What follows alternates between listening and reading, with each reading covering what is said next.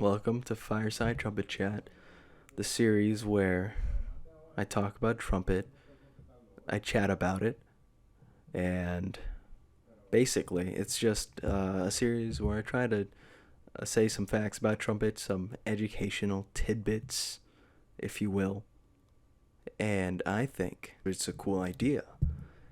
I hope you think so too. But anyways, on with that line of thought, today's video I thought it would be kind of fun, kind of funny, if as a little warm up to the series as a whole, as a little pilot, I talk about warming up on trumpet. I know, I'm a very funny guy. On with that though, warming up. What is it? Most people who play trumpet probably know what warming up is, but I want this series to be beginner friendly as well. So, warming up is like warming up in sports or whatever, You get your lips ready, you get your body ready to play the trumpet by at first playing a few soft things on trumpet. Like, for example, you play long tones, or you do lip slurs, or you do partial lip slurs, Now, when it comes to warming up on trumpet, personally what I do is that first thing I do is that I do some lip slurs, some long tone lip slurs, and usually I start on middle C. Now, of course, you can literally start on any note. In fact, it's probably recommended that you change up the notes you start on. You can start off with G, and we can start off with middle C, or you can start off with C below the staff if you're a beginner. Pretty much, you just go half steps down. So you go from G to F sharp, then back to G, all in a lip slur. And then you go from G to F, all in a lip slur. And you do that in half notes.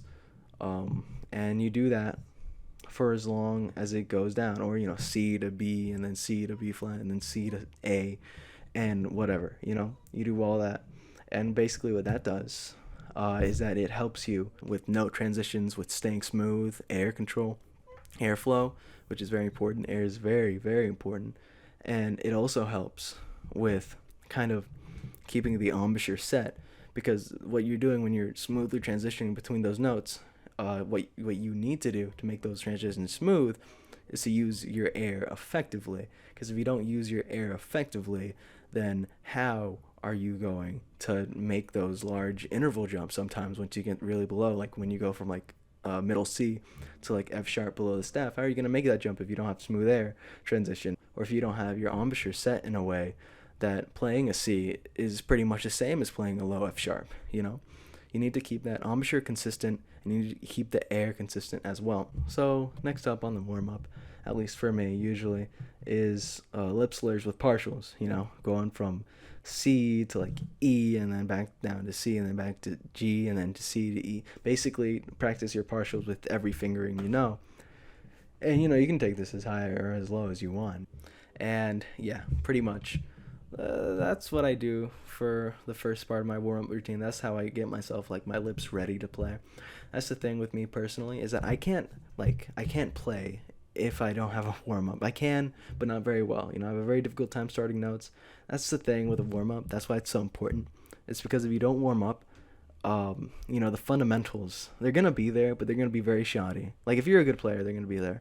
But if you're just beginning, it's always important to warm up. Even if you're a good player, it's always important to warm up, because either way, warming up helps you really get those fundamentals in, and makes your brain snap to them, so that when you're playing more complicated stuff in later in the practice session or later in a performance, you can actually play it instead of failing to play it because you don't have those fundamentals in place, like airspeed and your embouchure, and that's what I think. Anyways, next part of my warm-up, I kind of start warming up my high range. Already I have my lower range warmed up.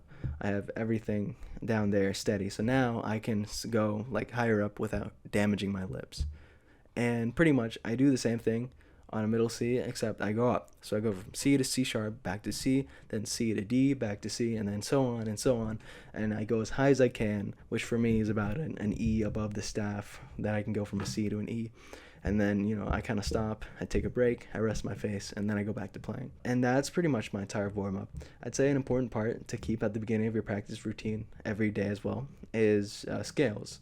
Scales or chords or anything like music theory I think it's always important to put in a practice session somewhere, because music theory is obviously very important to playing music well.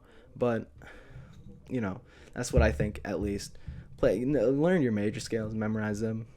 It's very important, especially if you do jazz. But even if you do classical, they're still important to know just to get those key changes, or those keys under your fingers. And I also recommend during your warm up to do finger exercises as well, like technical studies. I know the Clark book is like super good for those. So is Arbin's. I mean, there's a lot of good book out there for technical warm ups and even like long tone warm ups. I know that Arbin's has some pretty good ones. But those are just some of the warm ups that I do. Anyways, this is the end of the video now. I'm done talking. Adios. This has been Fireside Trumpet Chat, and I hope you enjoyed. This is kind of a new format for me. It feels very awkward standing in front of a camera. But if you like the video, go ahead and subscribe.